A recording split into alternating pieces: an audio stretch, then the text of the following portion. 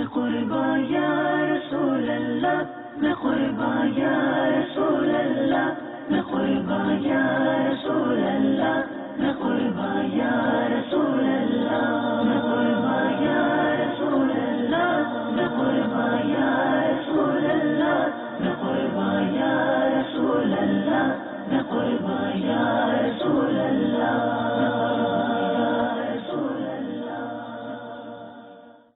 الحمد للہ رب العالمین والصلاة والسلام علی سید الانبیاء والمرسلین، اما بعد فاعوذ باللہ من الشیطان الرجیم، بسم اللہ الرحمن الرحیم۔ الصلاة والسلام علیک یا رسول اللہ وعلی آلک واصحابک یا حبیب اللہ، الصلاة والسلام علیک یا نبی اللہ وعلی آلک واصحابک یا نور اللہ۔ مدنی چینل کے ناظرین، الحمدللہ عز وجل مدنی چینل کے ایک نئے سلسلے کے ساتھ حاضر ہیں، اور اس سلسلے کا نام بہت ہی پیارا اور بہت خوبصورت نام ہے، میں قرباں یا رسول اللہ صلی اللہ تعالیٰ علیہ وسلم ہمارے اس سلسلے کا نام ہے۔ اور انشاءاللہ تبارک و تعالیٰ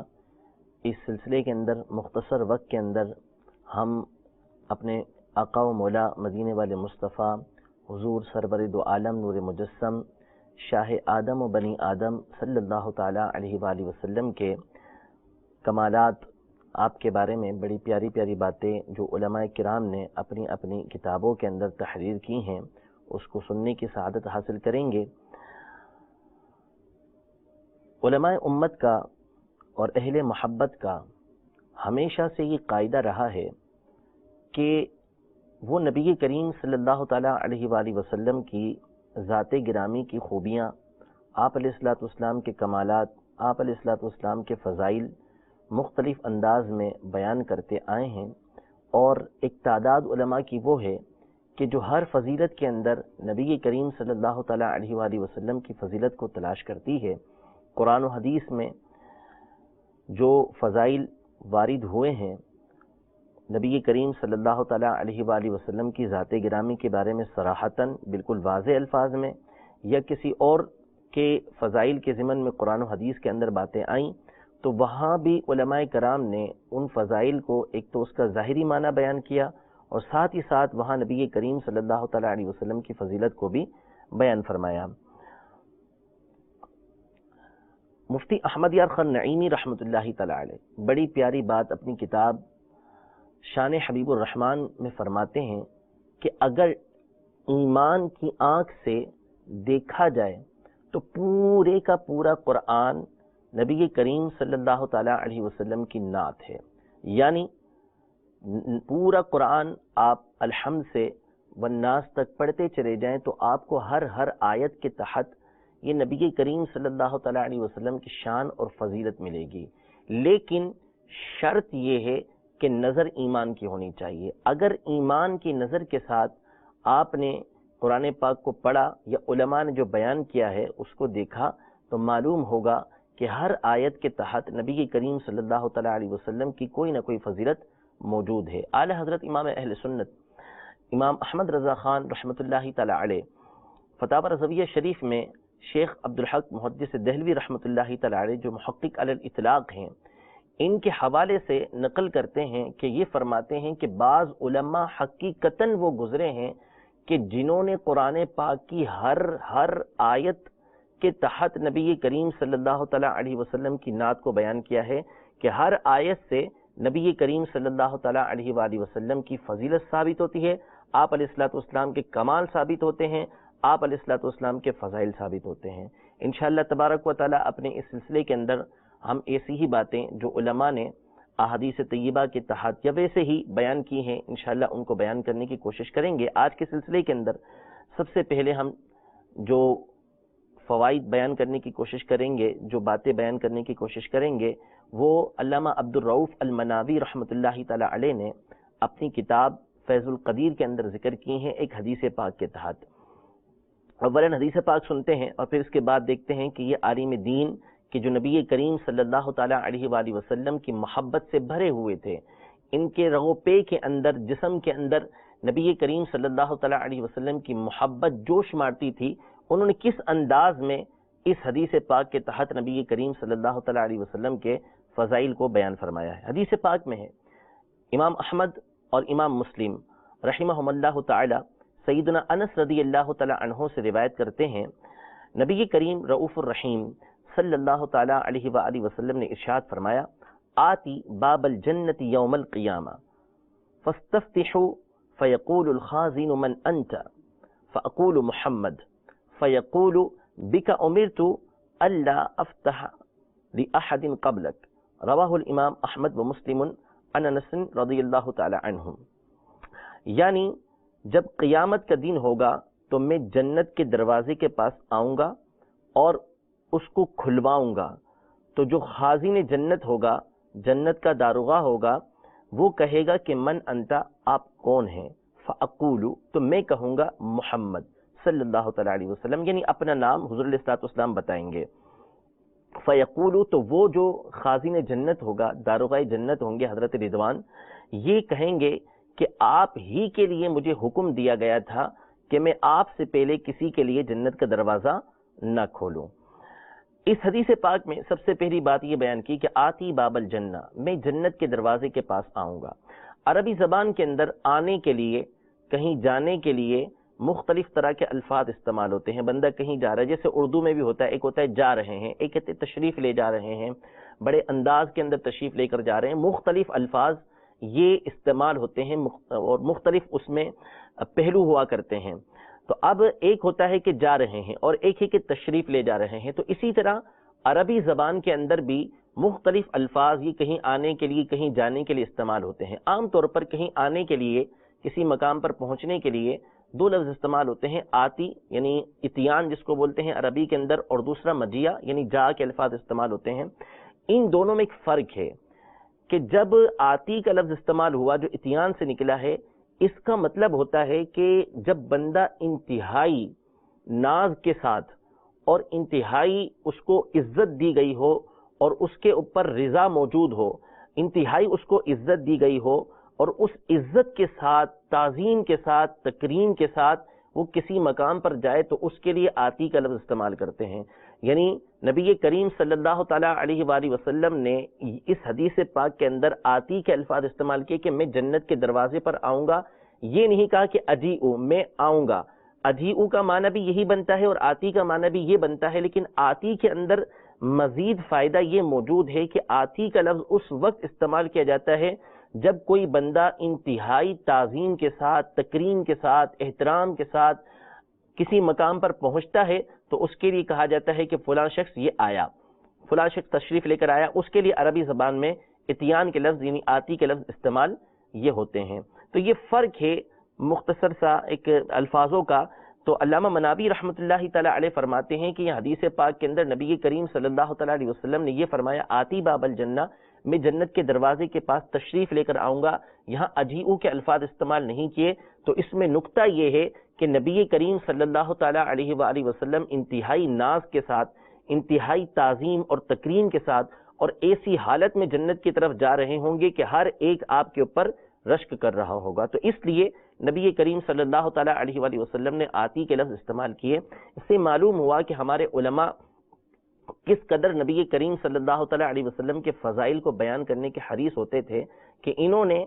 نبی کریم صلی اللہ تعالی علیہ وآلہ وسلم کے صرف لفظ کے استعمال کی وجہ سے کہ لفظ نبی کریم صلی اللہ علیہ وسلم نے یہ استعمال کیا کہ آتی، میں آؤں گا، اجیئو کے الفاظ استعمال نہیں کیے۔ اس پر یہ نقطہ بیان کیا کہ نبی کریم صلی اللہ تعالیٰ علیہ وسلم کا جنت کی طرف آنا کوئی معمولی انداز نہیں ہوگا، بلکہ جس وقت نبی کریم صلی اللہ تعالیٰ علیہ وسلم جنت کی طرف تشریف لے کر جا رہے ہوں گے، اہل محشر آپ کی طرف متوجہ ہوں گے، اہل محشر آپ کا جنت کی طرف جانا دیکھ رہے ہوں گے اور آپ اللہ تبارک و تعالیٰ کی رضا کے ساتھ اس جنت کے دروازے کی طرف آ رہے ہوں گے۔ پھر اس کے بعد نبی کریم صلی اللہ تعالیٰ علیہ وسلم نے یہ ارشاد فرمایا کہ میں جنت کا دروازہ کھلواؤں گا۔ تو یہ کھلوانے کا طریقہ یہ ہوگا کہ نبی کریم صلی اللہ تعالیٰ علیہ وآلہ وسلم اس جنت کے دروازے کو کھٹکھٹائیں گے۔ دیگر احادیث طیبہ کے اندر بخاری حدیث پاک ہے کہ حضور علیہ الصلوۃ والسلام جنت کے دروازے کو کھٹکھٹائیں گے، اور ابن النجار رحمہ اللہ تعالیٰ ایک حدیث پاک نقل فرماتے ہیں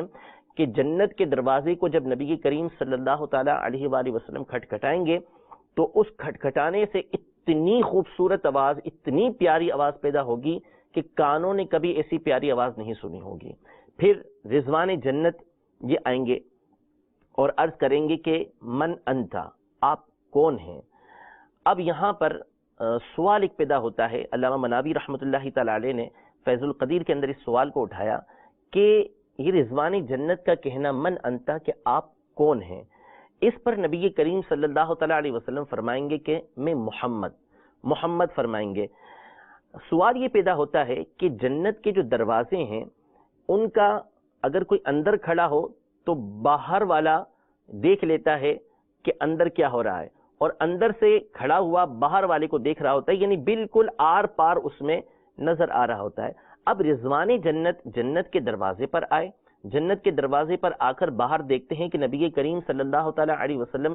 تشریف فرما ہے، اور فوری طور پر ان کو دروازہ کھولنا بھی ہے۔ پھر یہ نبی کریم صلی اللہ علیہ وسلم کو پہچانتے بھی ہیں، اس کے باوجود سوال کر رہے ہیں کہ من انتا، حالانکہ آگے خود یہ کہہ رہے ہیں کہ بکا امرت اللہ افتح لاحد قبلک، کہ آپ ہی کے بارے میں تو مجھے حکم دیا گیا ہے کہ آپ کے علاوہ میں کسی کے لیے دروازہ، آپ سے پہلے کسی کے لیے دروازہ نہیں کھولوں۔ تو رضوان جنت کا یہ سوال کرنا کیوں تھا جب جنت کے دروازے سے دیکھ رہے ہیں کہ نبی کریم صلی اللہ تعالیٰ علیہ وسلم باہر کھڑے ہوئے ہیں، اور پھر یہ بھی دیکھ رہے ہیں کہ پھر ساتھ ہی ساتھ ان کو معلوم بھی ہے کہ یہ نبی کریم صلی اللہ تعالیٰ علیہ وسلم کی ذات ہے، تو کیوں انہوں نے سوال کیا؟ اس پر علامہ عبدالرؤف منابی رحمۃ اللہ تعالیٰ علیہ بڑی پیاری بات فرماتے ہیں تلذذم بمناجاتہ،